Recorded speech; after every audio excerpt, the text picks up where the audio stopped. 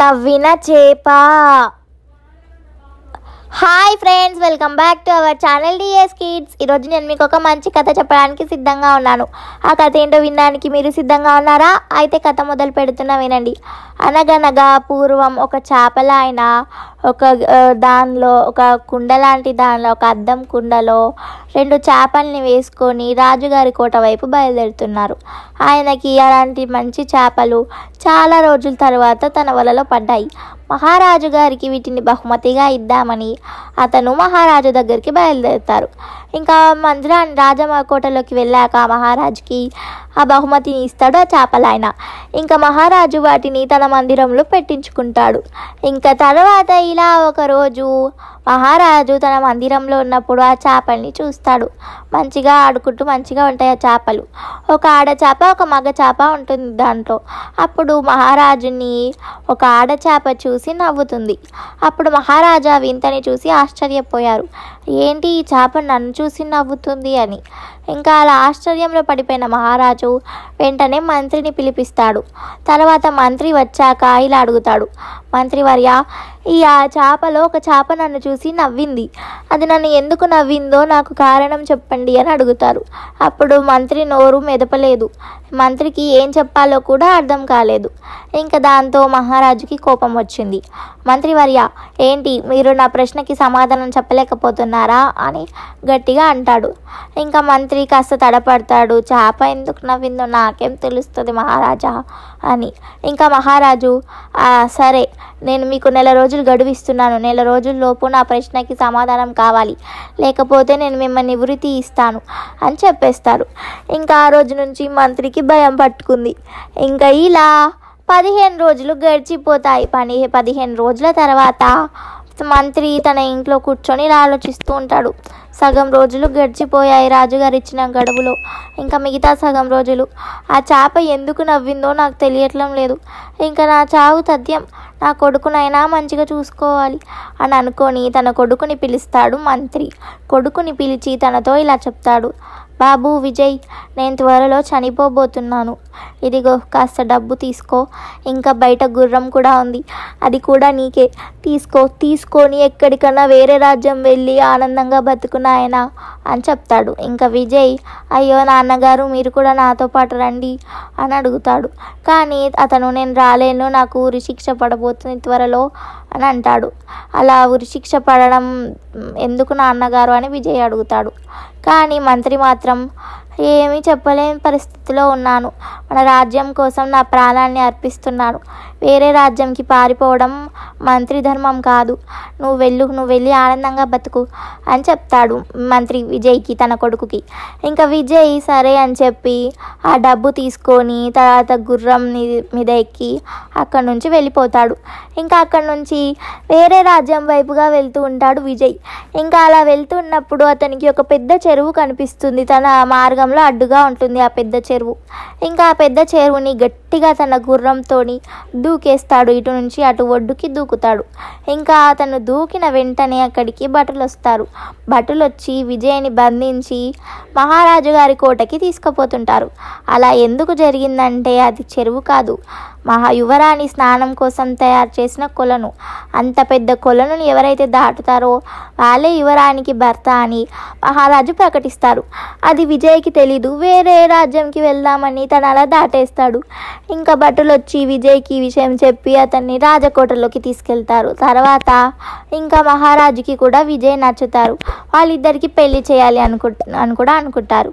ఇంకా ఇలా కొన్ని రోజులు గడిచిపోతాయి. కొన్ని రోజుల తర్వాత విజయ్కి ఇంకా యువరానికి పెళ్లి చేసేస్తాడు మహారాజు. ఇంకా మహారాజు గారి మందిరంలో ఉన్న చేపలు 2 ఇలా మాట్లాడుకుంటున్నాయి. ఒక చేప మరొక చేపతో ఇలా అంటుంది, ఈ మధ్యలో మన యువరాజులు మన దగ్గరికి రావట్లేదు, వాళ్ళు వస్తే మంచిగా సరదాగా ఉండేది అని ఒక చేప అంటుంది. అప్పుడు మరొక చేప, వాళ్ళు ఎందుకు వస్తారు ఇప్పుడు, వాళ్ళే పెద్ద ప్రమాదంలో పడ్డారు అని అంటుంది. అప్పుడు ఇంకో చేప, ఎందుకు ప్రమాదంలో ఉన్నారు, ఏమైంది అని అంటుంది. ఇంకా అప్పుడు ఆ మగ చేప, మన యువరాజు గారి తండ్రి ప్రాణాలు అపాయంలో పడ్డాయి, నీకు ఈ విషయం తెలీదా అని అంటుంది. అప్పుడు ఆడచాప ఎందుకలా అని అంటుంది. ఇంకా మొత్తం విషయం చెప్తుంది ఆ మగ చేప. ఇంకా ఇలా అడుగుతుంది, నువ్వు అసలు ఎందుకు నవ్వావు అని. ఇంకా ఆడచాప కూడా ఎందుకు నవ్వాను అనే విషయం చెప్తుంది. ఇంకా చేపలతో ఆడుకుందామని యువరాణి మందిరంలోకి వచ్చి ఆడచాప చెప్పిన విషయం వింటుంది.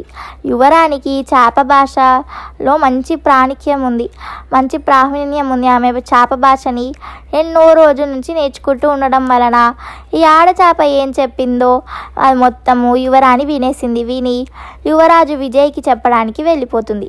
ఇంకా తర్వాత మంత్రి గారికి ఇచ్చిన 15 రోజుల గడువు ముగిసిపోతుంది. ఇంకా మంత్రి గారు వస్తారు. మహారాజు, మంత్రివర్య మీరు చెప్పలేదు కనుక నేను మీకు మరణ దండన విధించాల్సిందే అని అంటాడు. ఇంకా అప్పుడు విజయ్ వెంటనే సభలోకి వస్తాడు. వచ్చి, మహారాజా ఆగండి, ఆ చేప మిమ్మల్ని చూసి ఎందుకు నవ్విందో నాకు తెలుసు అని అంటాడు. అప్పుడు మహారాజు ఎందుకు నవ్వింది అని అంటాడు. ఇంకా అప్పుడు విజయ్ మీతోని ఏకాంతంగా ఈ విషయం చెప్పాలి అని అంటాడు. ఇంకా వాళ్ళిద్దరూ కలిసి మహారాజు మందిరంలోకి వెళ్తారు.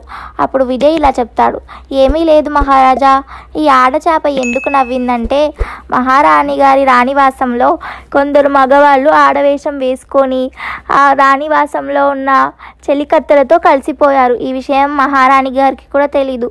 ఇంకా ఈ ఆడచేప తన అంతఃపురంలో జరిగే ఘోరాలనే ఏమీ చేయలేకపోయాడు మహారాజు.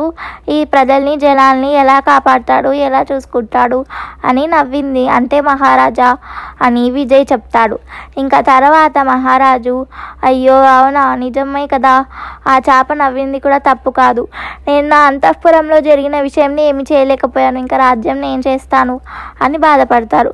ఇంకా వాళ్ళిద్దరూ సభలోకి వెళ్తారు. సభలోకి వెళ్ళాక మహారాజు అలా ఆడవేషం వేసుకున్న వాళ్ళని పట్టుకోమని భటులకి ఆదేశిస్తారు. ఇంకా భటులు వచ్చి వాళ్ళని ప్రవేశపెడతారు.